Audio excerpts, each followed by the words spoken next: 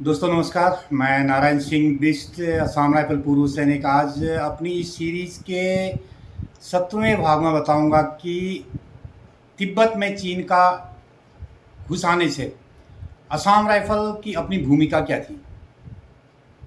तो 1962 में चीन के साथ युद्ध हुआ था, भारत और चीन का जो अग्रेशन हुआ था, उसमें असम राइफल की क्या भूमिका थी उसके बारे में मैं आपको विस्तार से बताऊंगा। मुझे उम्मीद है कि आप लोगों को ये इतिहास असम राइफल का ज़रूर पसंद आएगा और मैं विश्वास भी करता हूँ कि असम राइफल के इतिहास को ज़िंदा रखने के लिए आप लोग सहयोग करेंगे और इसको जन जन तक पहुँचाने की कोशिश करेंगे कि देश का सबसे पुराना सैन्य बल जो आज हाशिए पर है, अपने अधिकारों के लिए लड़ रहा है। तो इसीलिए मेरा मकसद है इस वीडियो को बनाने का कि असम राइफल की भूमिका कहाँ-कहाँ और कब-कब और क्या-क्या रही थी।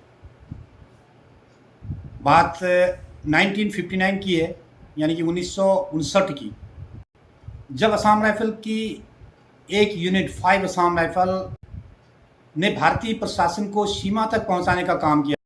वहां सभी जगहों पर असम राइफल के पोस्टों की स्थापना कर दी।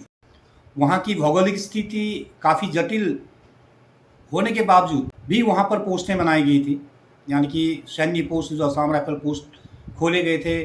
कई पोस्ट तो बर्फीले इलाके में थे जो कई कई महीनों तक बर्फ़ की वजह से ये देश के अन्य भाग से कटे हुए रहते थे। मार्च 1959 में लहासा तिब्बत में संकट के बादल घिरे और तब चीनी घुसपैठ के कारण तिब्बती शरणार्थी भारत में प्रवेश करने लगे। शरणार्थियों की संख्या बहुत ज़्यादा बढ़ गई।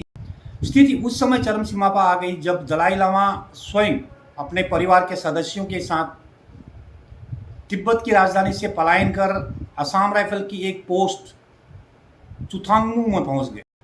यह बात किसी के लिए भी खास ही होती है कि जब कोई आपके शरण में शरणार्थी बन के आता है तो असम राइफल के, खासकर 5 असम राइफल के लिए भी यह एक गौरव का क्षण और गौरव की बात थी कि उन्हें धर्मगुरु दलाई लामा को संरक्षित करने का मौका मिला था और उन्हें धर्मगुरु दलाई लामा को अपने संरक्षण में तवांग से बोमडेला होते हुए तेजपुर तक पहुंचाया था, जहां से उन्हें मसूरी के लिए रवाना कर दिया गया। तिब्बत के धर्मगुरु दलाई लामा अपने हजारों अनुयायियों के साथ भारत में आए थे। भारत के तत्कालीन प्रधानमंत्री जवाहरलाल नेहरू ने उन्हें हिमाचल प्रदेश के धर्मशाला नामक जगह पर रह तिब्बती सरकार बनाने की अनुमति दी। तब से दलाई लामा वहीं पर रह रहे हैं, लेकिन उसके चलते चीन ने भारत पर यह आरोप लगा दिया कि राजनीतिक कारणों से उसने दलाई लामा को अपने यहाँ पनाह दे रखी है, यानी कि अपने यहाँ शरण में रखा हुआ है, यानी कि अपने यहाँ आश्रय दिया हुआ है, जिसके कारण पहली बार असम राइफल की खेंजेमाने पोस्ट पर चीनी सैनिकों से मुठभेड़ हुई। यह वो जगह थी जहाँ से दलाई लामा ने भारत में प्रवेश किया था। खेंजेमाने पोस्ट पर लगभग 200 चीनी सैनिकों ने भारतीय सीमा का उल्लंघन किया और असम राइफल की एक प्लाटून पोस्ट, जिसमें हार्डली 30 आदमी रहे होंगे, 25 से 30 आदमी रहे होंगे, उनको पीछे खदेड़ दिया। उसके तुरंत बाद दूसरी घटना सुबनसिरी के लांगजू में हुई, जहां चीनी सैनिकों ने सीधे सीधे गोलाबारी शुरू कर दी, जिससे असम राइफल के 3 सैनिक शहीद हो गए। इन दो घटनाओं ने इस बात को तय कर दिया कि असम राइफल को समय आने पर नियमित सेना की ज़रूरत पड़ेगी और लड़ाई होगी। इसके बाद 1962 में चीन ने अक्साई चीन पर अपना अधिकार बढ़ा लिया और जिसे बाद में पाकिस्तान ने अवैध रूप से चीन के हवाले कर दिया था और वे चुशुल और रेजांगला के क्षेत्र में ऊंची जगह पर जाके बैठ गए। असम राइफल के लिए चीनी खतरा सिर्फ नेफा तक ही सीमित नहीं था। चीनी सैनिक उत्तरी बर्मा में भी बेहद सक्रिय थे और स्थानीय जनजाति लोगों को उकसा रहे थे कि वो कचिन लोग जनतांत्रिक गणतंत्र का गठन करें, यानी कि अपना एक अलग से संगठन खड़ा करें।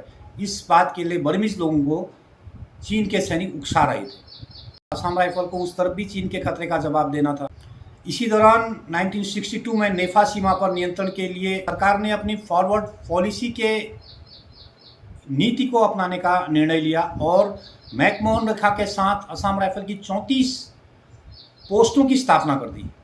उस समय वहाँ पर 2 Assam rifle, 5 Assam rifle, 7 Assam rifle, 9 Assam rifle और 11 असम राइफल नेफा में स्थित हो चुकी थी। इस प्रकार असम राइफल ने हर मौके पर सेना का साथ निभाया है और आखिरी जवान आखिरी गोली के कथन को भी सत्य कर दिखाया है। तो दोस्तों, आज की मेरी इस वीडियो में इतना ही। असम राइफल का इतिहास कैसा लगा कमेंट्स के ज़रिए मुझे ज़रूर बताना, और असम राइफल का आगे का इतिहास मैं आपको बताते रहूँगा, डे बाय डे अपडेट आपको देता रहूँगा। और बाकी वीडियो देखने के लिए आपका बहुत बहुत धन्यवाद। बाकी अगली वीडियो में बताऊँगा। धन्यवाद, नमस्ते, जय हिंद, जय असम राइफल।